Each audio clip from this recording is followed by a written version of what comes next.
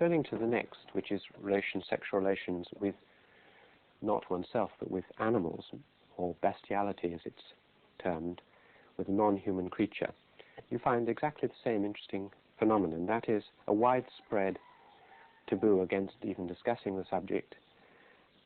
It's harshly regarded until recently, and possibly still, people were imprisoned if they were discovered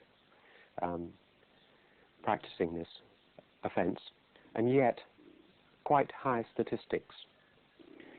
The attitudes can be seen in certain United States, parts of the United States. It's still illegal and there's heavy punishment. In the 17th century, England, it was a felony, punishable by death, and interestingly and curiously, the offending animal was also executed, hanged at the same time. And we'll go into the reason for that in a minute. But in many societies, although it's not widely practiced, it's in fact one of the ways in which you mark a special occasion. Anthropologists have noticed that in ritual you often invert normal behavior and do something the opposite of that. And in his famous book on the rites of passage, Van Gennep noticed that you have a form of sexual inversion using animals in sex, which marks a particular occasion, a rite of passage from one social status to another. Thus he writes, intercourse with an animal may in particular cases be a rite of incorporation. In Madagascar, a man can have sexual relations with a woman only after having had intercourse with a heifer, which had been specially cared for and which is adorned with flowers and garlands. In Dalmatia, to be freed of consumption, a man should have intercourse with a hen or a duck. To get rid of gonorrhea, with a hen, cutting her throat during the act. To learn the language of the animals, with a female snake. Some of us may be slightly puzzled at how this could take place, and of course I ought to stress that such customs are not perhaps as widespread as they were. But generally the point to be illustrated is that sexual relations with animals are treated in all sorts of different ways in different societies. In Western societies, which is the only area where there have been statistical surveys, Kinsey again found the incidence quite high. Among US white males, among farm-raised boys, who obviously need access to animals, about 17% had experienced orgasm as a byproduct of animal contact. It's nearly 1 in 5. And if you included pre-adolescent experience and contacts of a strong physical type not leading to orgasm, probably at least half farm-raised children, males, had had such contacts.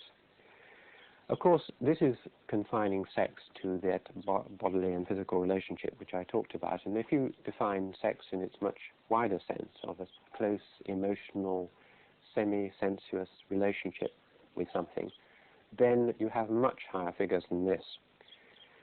If you have a talk about strong physical emotions of tenderness, affection, of both a physical and an emotional kind between men and animals, then you probably have bestiality in the widest sense. So the word, of course, has all sorts of unpleasant associations in a wide range of settings in Western societies.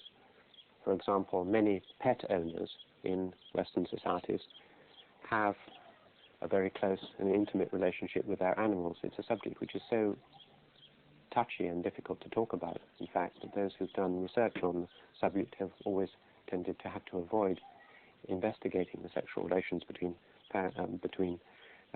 animal owners and their pets, but it's probably quite widespread. The horror which does often occur in this area is interpreted by anthropologists as an example of how, when you try and cross a boundary between different categories, between humans and animals, particularly in this very deep relationship, sexual relationship which establishes an equality between the partners, then this raises all sorts of taboos. You get all the myths about monstrous births that are created by such relationships. Because what happens when you have sexual relations with an animal is that you turn that animal in a way into a human being. You put it on a par with yourself. And this, of course, may help to explain why, in the past, in our own society, animals had to be hanged. They had become, by that act of sexual intercourse, humans, even if not fully consenting in the relationship. And this could not be allowed. Probably this was the reason, rather than the fear that they might give birth to some monstrous birth. The next kind of relationship, which is often forbidden, is the relationship not between a man and an animal, but between a man or a woman and a woman, homosexual relationships. Again, it's impossible to confine oneself to physical relationships. Here one is talking about deep affection and physical attraction without intercourse, and this is almost universal in human beings. The general term is homosexuality, which is an unspecific term meaning sexual relations between persons of the same sex. But one needs to distinguish between male homosexuality and, as it's known after, lesbianism, which is female to female. One form of male homosexuality, where there are actual sexual relations, is known after Sodom and Gomorrah as sodomy. Now, the attitude towards this offense varies greatly from time to time and from class to class, and there seem to be cyclical patterns over time. For example, in the court of James I in the beginning of the 17th century, there was a tolerant attitude towards homosexuality.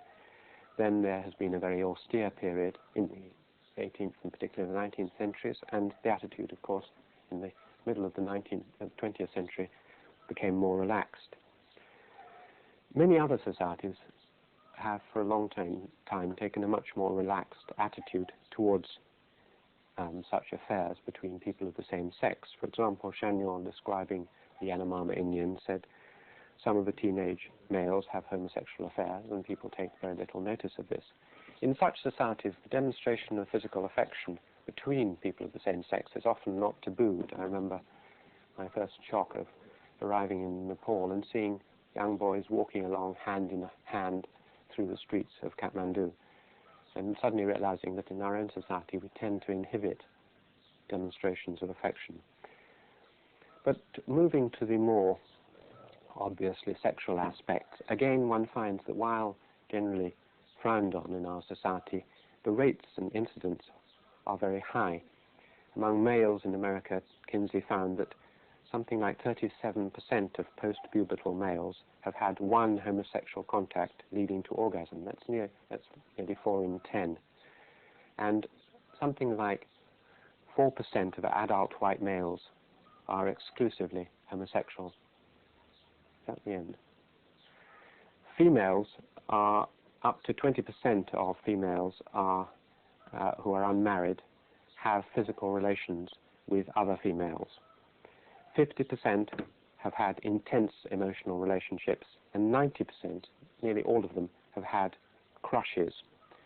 Thus, there again is a conflict between what the society tells everyone happens and should happen and what most people actually feel deep down inside them.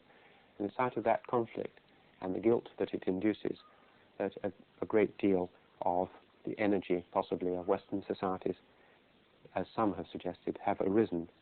Nowadays, of course, the two are coming more into line.